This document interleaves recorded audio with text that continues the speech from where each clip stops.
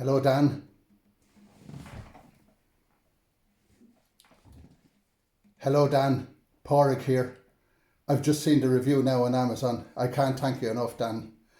I just, you mentioned your arthritic fingers, so I have dealt with this before, and I just want to show you a variation on an exercise that's in your actual book around the spider exercise, it's called. But could you get your thumb low and centered behind the guitar? We certainly don't want that, and definitely not that. You might learn chords from there, but you'll never get the speed of change between the chords. We don't want either of those. And just while I think of it, while you're learning your beginner's chords, yes, you do need your thumb on top. But this lower thumb position will help you greatly for your bar chords later on, and so will this exercise. Now, so I'm putting my first fingertip, not my finger, my fingertip, onto the first string, corner of the first fret, if you want absolute precision here. Second fingertip doesn't have to be in the corner, it's back a little bit. Third fingertip middle or even back, and little fingertip can be back a bit more. When someone is telling you to keep these fingers in the corner, don't listen to that. That's bad teaching, because especially with D chord, you'll need that extra space. Do you see the way my D doesn't have the finger in the corner? And this is professional technique, which you're better off to learn instead of having to do it one way and learn later on. This is perfection here. So do you see the way these fingers are not in the corner? So I've got the 4 frets without having to stretch really wide. So there's no need. I compensate by pressing slightly harder with these fingers when I'm playing music. That's the best way of all to play. Now, can you move your first fingertip on its own up one string? Then your second fingertip on its own. And again, I'm saying fingertip, not finger. Third fingertip on its own up one string. Your third finger is probably quite weak there.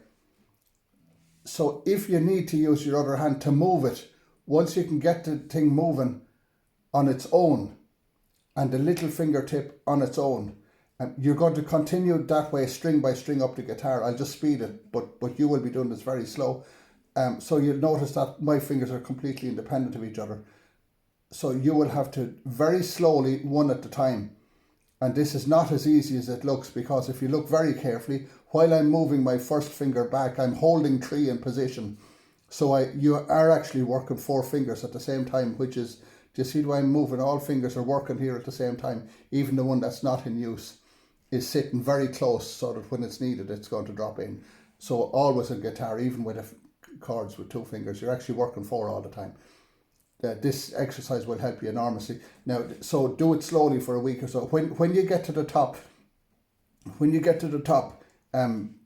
if you could get the first fingertip on its own down 1, second fingertip on its own down 1. Now, so you will have difficulty trying to move this on its own. You'll see the 2 of them trying to drag together. So you will have to use your other hand to lift this and push it into place for a few nights. But I'll guarantee you, even with the arthritis or the arthritic finger, that after a few nights you will see this start to move on its own. It gets its own little brain to work there. And slowly you will work right back down to the bottom. Then you will, obviously cramp is going to set in, so you rest that hand for a minute. And if you're able to, then you go back to the start and you do it again. But if you could do that exercise twice, 3 times a day, just as much as you can, I will guarantee you that it'll make your learning journey easier. Particularly it transfers extremely well into bar chords when you move to that, and you have to do that because you've got electric guitars there. So bar chords will tend to be played with that lower thumb, whereas the open acoustic chords very often are played with the higher thumb. Both are correct. So that's all, Dan. I need to keep this video short now to hopefully upload it and get it across to you there in Canada. And I'm very happy to meet you, Dan. I can't thank you enough for all your support and encouragement.